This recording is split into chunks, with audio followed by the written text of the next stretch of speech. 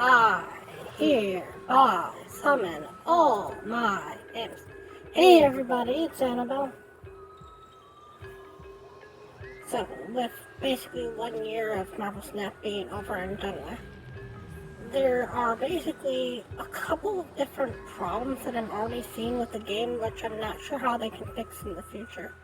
And there's basically two different cards that have really brought this to my attention. And they're two very rare cards that you wouldn't think would bring this to my attention. First one is Jeff. Jeff the Baby Land Shark. Now, the issue that I have with Jeff the Baby Land Shark is he's a really good 2. Such a good 2 that it's basically a needed card in so many decks. There's no way to actually replace it. And the issue that I have with that is now it's almost becoming the fact of when will Jeff leave the meta? If the only two ways that a game can ever get better or keep creating money, and Marvel Snap wants to keep creating money, is to either start doing power creep or rotation. I'm not exactly sure how Marvel Snap could ever do rotation. So now that Jeff the Baby Land Shark exists, at what point will he no longer be used in any deck? How much do you have to power creep the world? How much do you have to nerf the world before Jeff doesn't see play because he can't do rotation? Also, without having the series drop, and no expectations of seeing series drops in the future, I'm basically sitting there and wondering how powerful the big bads are. For the longest time when I used to belong to Marvel Snap and when I used to tell people about Marvel Snap, the cards that I would tell them to get right off the bat were the cards like Galactus or High Evolutionary. Because they were the big bad. They were always going to say tier 5. But without having rotation, there's other cards that are now falling into the big bad territory. I mean, if you want to talk a silly card that's falling into the big bad territory, you can actually go into one that's just never even seen the light of day. It's stayed tier 5 since the beginning, has had no caches come out,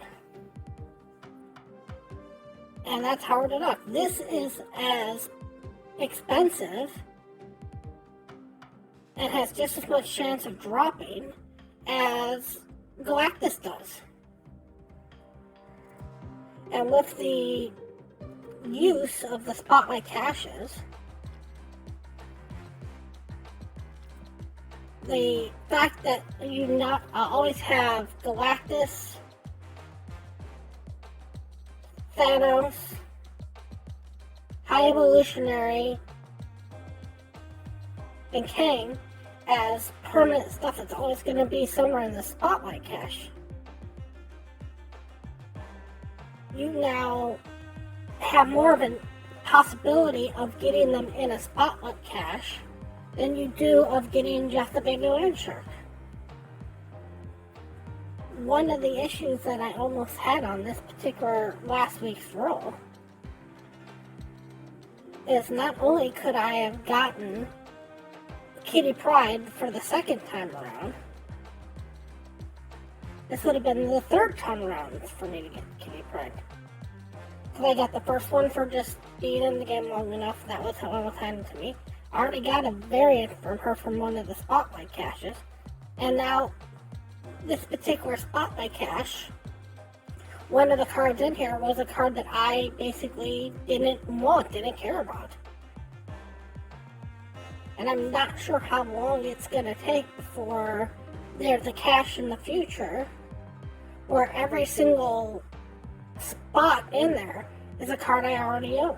And if that's a good thing or a bad thing, it's a good thing for me as a player, but it can be a good thing for Marvel Snap as a company.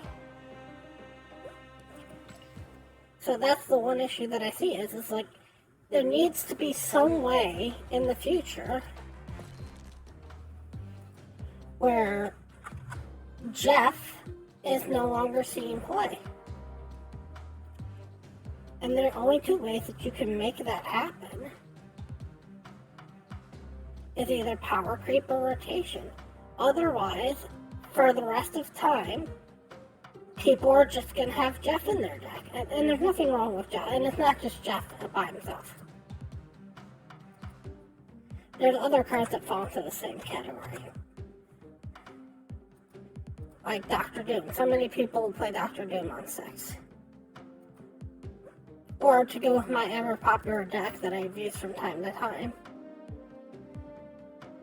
some variation of a Shuri, a Red Skull-ish card, and a Taskmaster. I mean, that 3-card combo is going to exist, and as long as that 3-card combo exists and nothing breaks that combo, somebody's going to use that combo. Which sort of brings me up to the second card that I have issues with and really don't know how they can fix in the future. And believe it or not, that's Black Knight. Black Knight, by no stretch of the imagination, is a powerful card, interesting card, broken card, whatever you want to say about it. And that's part of the problem with it. And I know that seems like a really weird problem to have in Marvel Snap. Like, you want cards to be powerful and broken. And it's not so much that I want cards to be powerful and broken, but as the game progresses, the magical idea of Marvel Snap gets harder and harder to believe. And the original idea for Marvel Snap, at least as far as I understood the original idea for Marvel Snap, is Marvel Snap was going to be a game where basically you could throw any 12 cards together and make a deck. Now, with some restrictions, obviously you can't throw all 6s in a deck and expect it to win. But if you basically threw any combination of good heroes together, you could basically make a deck and make it run. And here's the thing, if back in the day, when Marvel Snap first came out, if you didn't have MODOK, and Hela didn't exist, and all you had was APOC, and all of a sudden Black Knight comes out, you start sitting there going, wow, this is finally a way for me to use some of that discard for power. Because if you look at how Black Knight is set up to be a Ghost Rider in your hand. It basically puts a Ghost Rider in your hand from the discard. But the problem is it doesn't get to see the light of day because you have cards like MODOK, you have cards like Hela, and having a deck that's just simply Invisible Woman, MODOK, and Hela, you can throw pretty much any other cards in there and you're gonna win matches. And that's the problem with a card like Black Knight. There's not really a place for it to shine. And do you create more cards to work with Black Knight? That seems like a waste of resources. Do you make more alt art for Black Knight? That seems like a waste of resources. And that causes a problem, because when you have a card that does good,